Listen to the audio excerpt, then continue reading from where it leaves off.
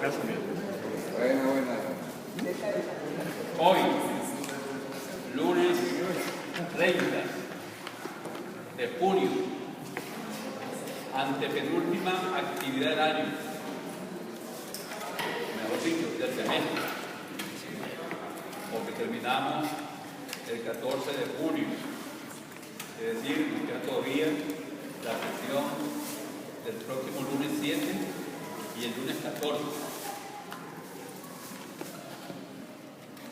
Hoy, 30 de junio, una vez más, trabajamos sin micrófono, es decir, sin sonido y sin aire acondicionado, producto de la asistencia que hace esta casa de estudio, que vence las sombras a las actividades de extensión. En esta biblioteca central de la UCB, de la cual depende esta sala, ha eliminado el trabajo en la misma después de las 4 de la tarde. Y para que actúe la sala hay que contratar servicios especiales.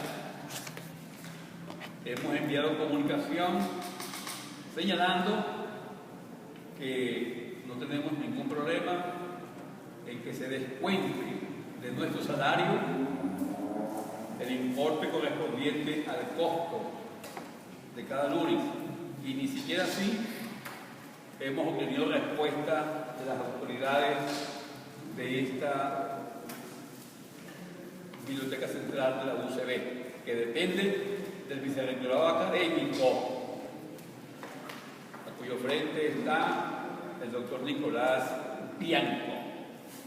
De modo pues que esta es la situación que tenemos que dejar aquí, registrada y grabada, para que sea difundida con el contenido de estos foros, de esta cátedra, que no se va a silenciar porque haya una política contraria a la misma en una universidad que se presenta como libre, democrática y plural, pero que en la práctica, en lo concreto, tiene estas limitaciones, lamentables limitaciones, porque no tenemos en sentido estricto una diferencia radical con lo que ocurre en la calle, y esto dice mucho. Cuando decimos calle, no decimos la calle del colectivo social pueblo, sino la calle gubernamental, los aparatos, los espacios gubernamentales.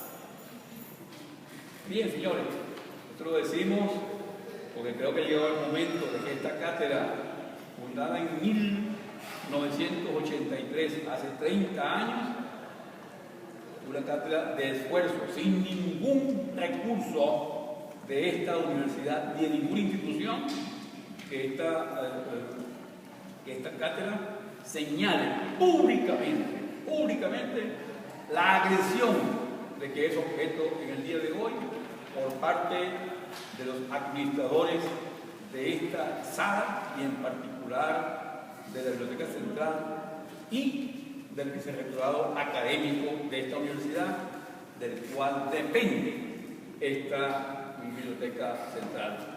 Esto sirve también para que tengamos conciencia de lo que pasa hoy en esta universidad, casa de estudio que vence las sombras. Bien, señores, vamos a lo nuestro. El foro del día de hoy: ¿cuál es la salida a la situación nacional? ¿Cuál es la salida a la situación actual? Golpe de Estado, levantamiento social, elecciones adelantadas, renuncia, guerra civil o una constituyente. ¿Qué se impone hoy aquí? ¿Hacia dónde vamos? Como ponentes estarán Juan Carlos Sosa Apuro y Luis Manuel Aguana. Habíamos anunciado también la participación de Rafael Iribarren, pero a última hora, por algunos desencuentros informativos, no va a poder hacer acto de presencia. Este es el foro. ¿Qué podemos señalar? Inicialmente, que este es el tema que hoy preocupa más a Venezuela. El tema de qué va a pasar en el corto plazo. ¿Qué sigue? ¿Dónde vamos?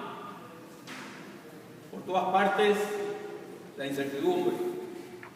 La semana pasada fue el caso Jordán, seguido complementado con las apariciones públicas de otros exministros y la descalificación presidencial de los exministros.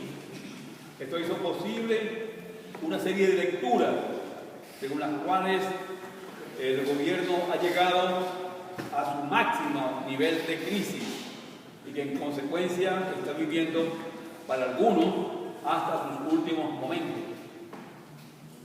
Pues bien, esto se junta con la idea de que puede haber un levantamiento social, de que podemos estar pensando de acuerdo a la posición de algunos grupos, de que puede haber unas elecciones adelantadas o la renuncia presidencial.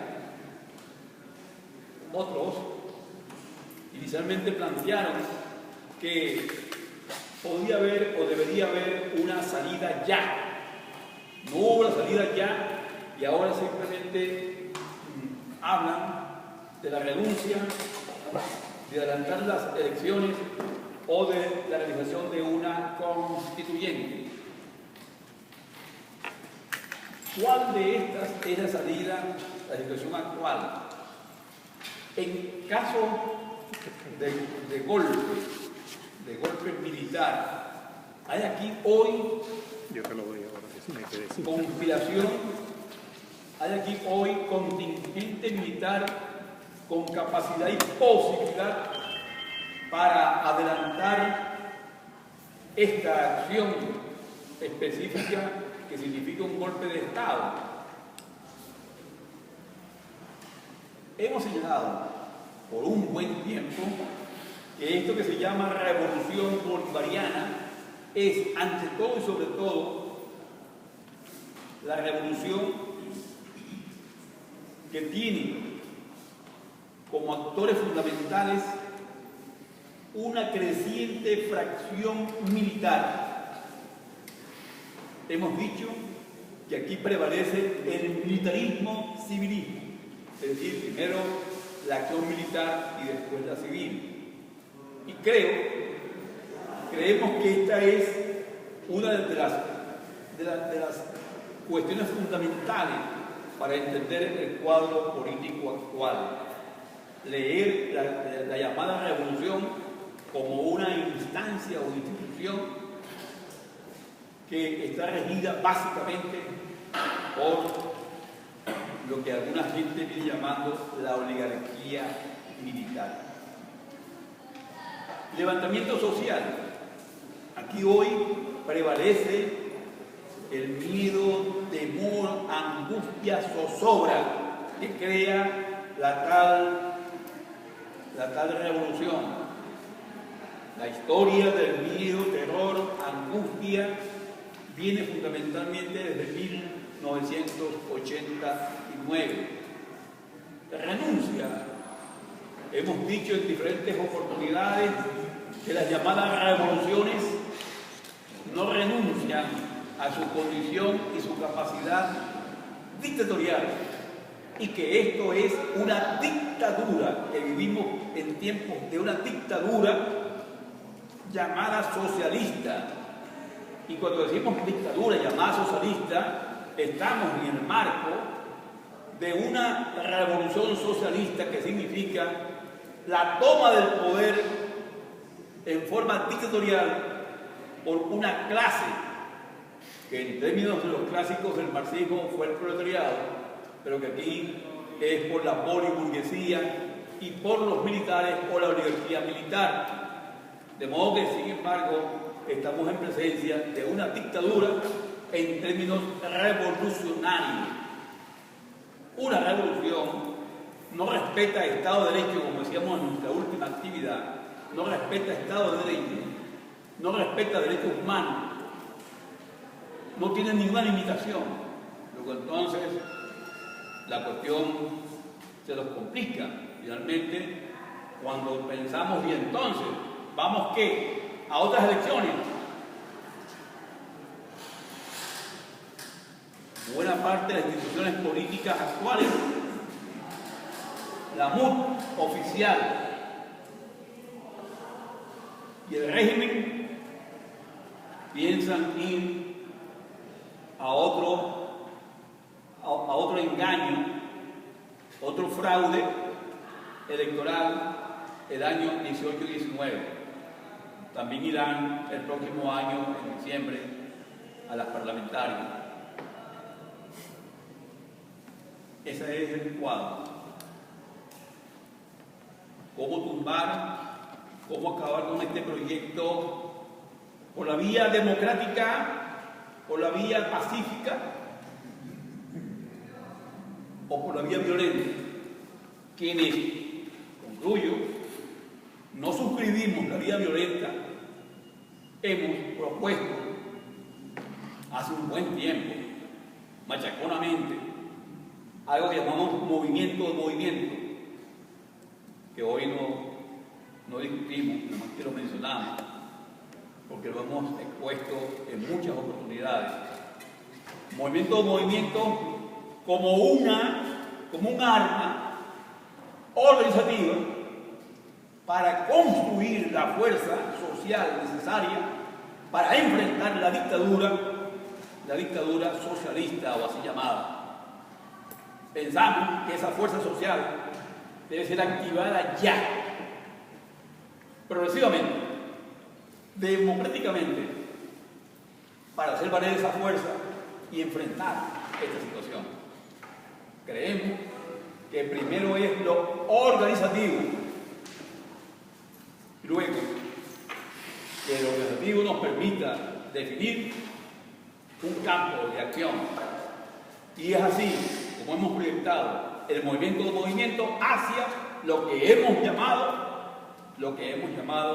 constituyente de calle, sin CNE, ni TSJ, ni ninguna institución. Es decir, una constituyente que no tiene nada que ver con el orden establecido, haciendo valer lo que es una constituyente en términos históricos. Esto es, de verdad, por primera vez, replantearse la reconstrucción de esto que se llama Venezuela, reconstruirla en sus bases, en sus fundamentos legales, sociales, ideológicos, políticos, geográficos, morales, éticos, militares, económicos, etc. Significa construir al fin algo que se llama Venezuela, entendiendo que una constituyente propia, real, abierta, popular, no la ha habido, no ha existido a lo largo del curso de la llamada historia de Venezuela.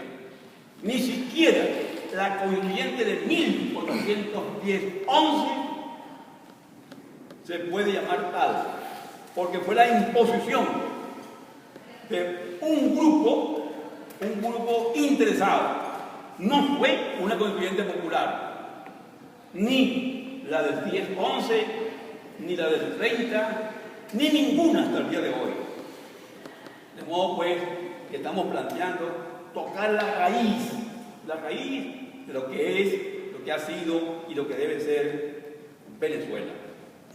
Esta es la posición de la cátedra. que ahora pues ya es conocida, pero lo que interesa hoy básicamente es escuchar las posiciones frente a este tema de cuál es la salida a la situación actual de dos ponentes bien conocidos en esta sala, Juan Carlos Sosa Cuba y Luis Manuel Aguayo. Que ambos puedan tener un espacio de unos 15 minutos inicialmente para que respondan la cuestión planteada y después comience el intercambio. Para el intercambio les recuerdo que cada quien podrá hacer su participación por 3 minutos. Voy a pedir, sin embargo, en esta oportunidad, ahí va a estar un asiento al lado de Juan Carlos, que los compañeros que vayan a hacer la intervención tomen ese asiento para efectos de la grabación, porque cuando estamos para arriba y para abajo, eso queda muy mal la grabación. Entonces, que por favor tomen ese asiento y allí tengamos la cámara, y es que no tenemos 2 o 3 cámaras para hacer un trabajo por razones obvias. Bueno, señores, ¿para dónde? ¿Quién comienza? Doctor Aguayo. Bueno, buenas tardes. Mi intervención el día de hoy decidí llamarla el Poder Constituyente.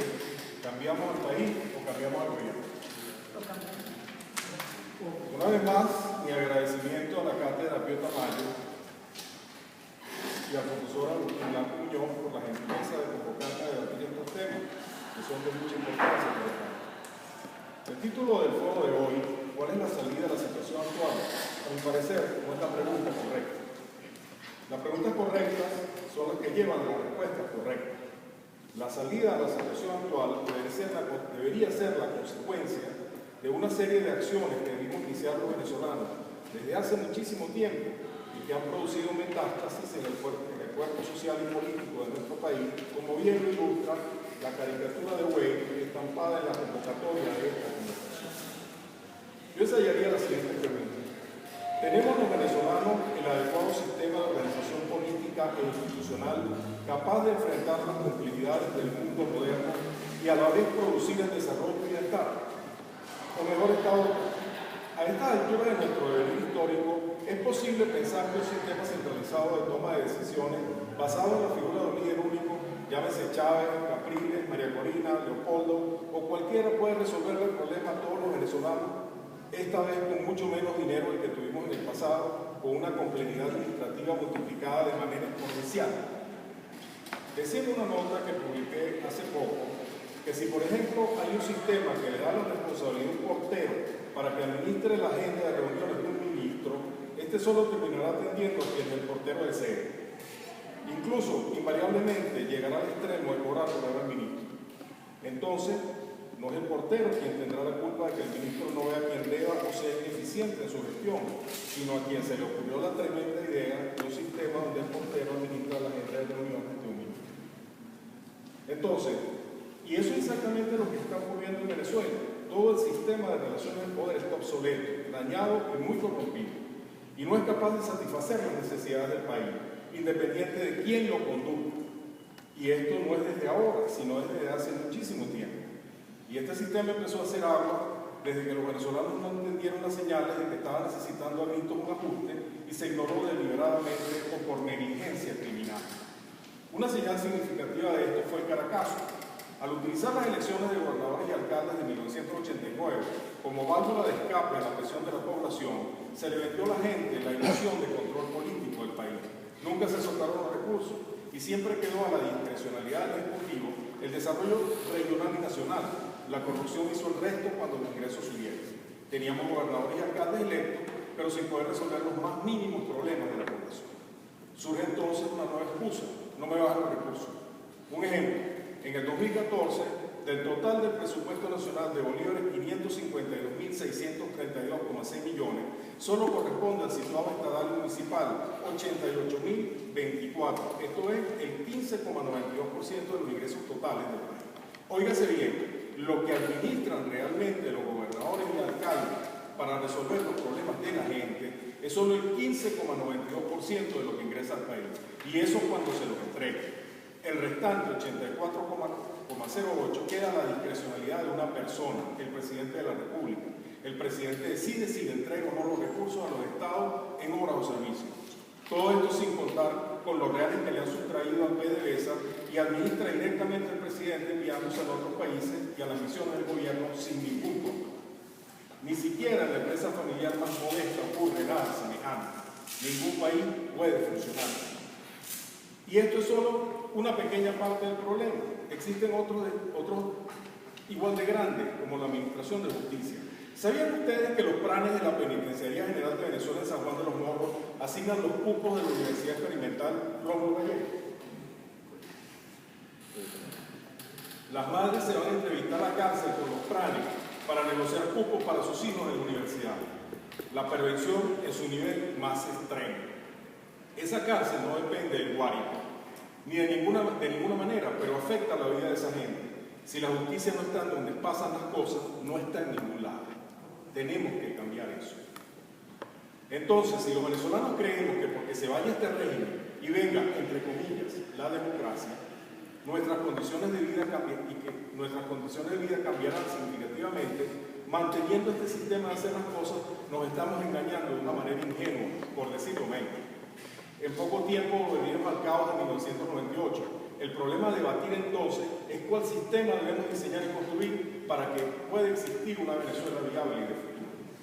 El planteamiento del proyecto País Venezuela reconciliado va mucho más allá de descentralizar funciones.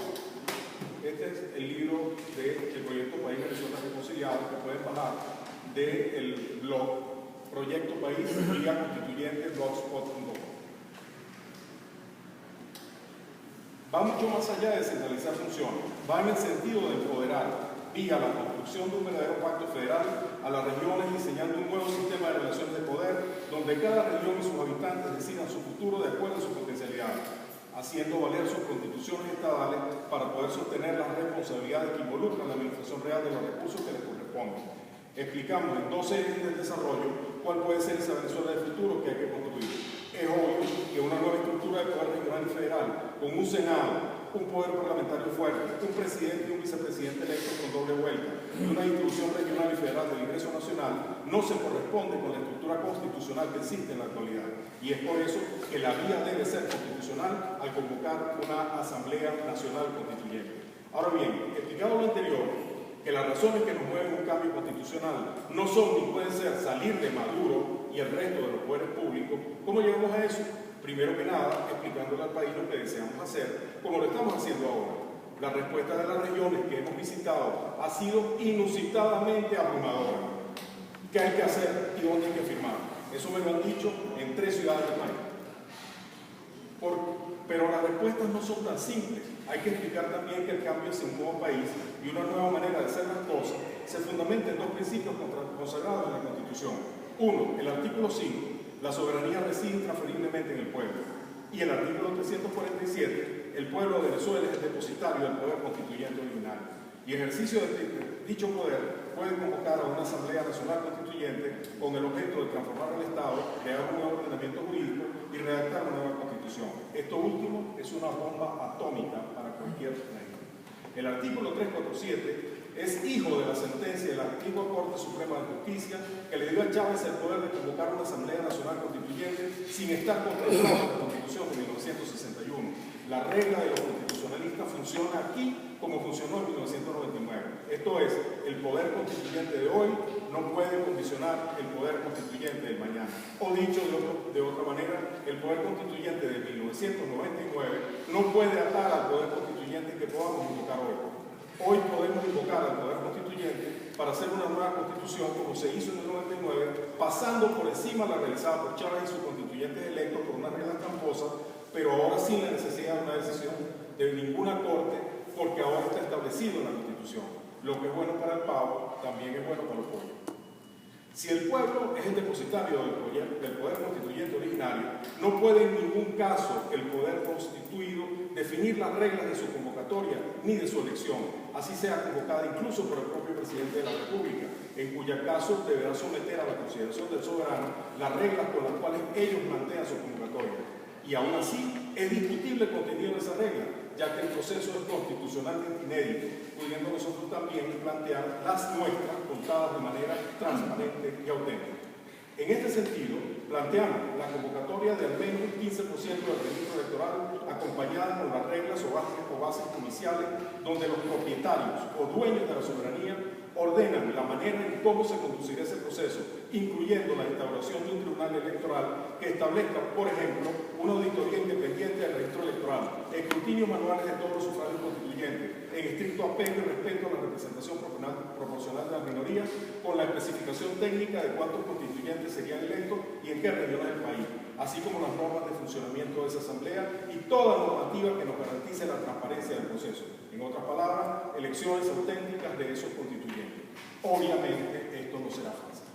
El régimen se negará a eso, como ya lo han manifestado, así como también lo han hecho representantes de la oposición oficial. Este planteamiento es la sentencia de muerte de ambos y el renacimiento del país en manos de sus actores naturales, los ciudadanos. La diferencia aquí estriba en una sola cosa: la lucha tendría un sentido y un propósito para todo el mundo. El pueblo soberano depositario del poder constituyente ordinario quiere establecer unas reglas transparentes e imparciales para juntarse y dirimir sus diferencias en paz, y no se lo está permitiendo el poder constituido, que desea quedarse en el poder para instaurar una dictadura comunista. ¿Quién en el mundo nos puede negar eso? Entonces hay que pelear esa constituyente en las calles con un propósito. Esa es la definición, a mi juicio, de la llamada constituyente de calle de esta cátedra. Entonces, no saldríamos pacíficamente a las calles buscando sacar a Maduro o a cualquier títere que pongan los cubanos, ni a pedir su renuncia, sino buscando un mejor país y un mejor sistema de gobierno para los venezolanos, de una manera soberana, sin injerencias ideológicas foráneas de ninguna naturaleza, basados en el sueño que deseamos y su forma de gobierno, del país que deseamos y su forma de gobierno. Los venezolanos no nos merecemos menos que eso. Muchísimas gracias.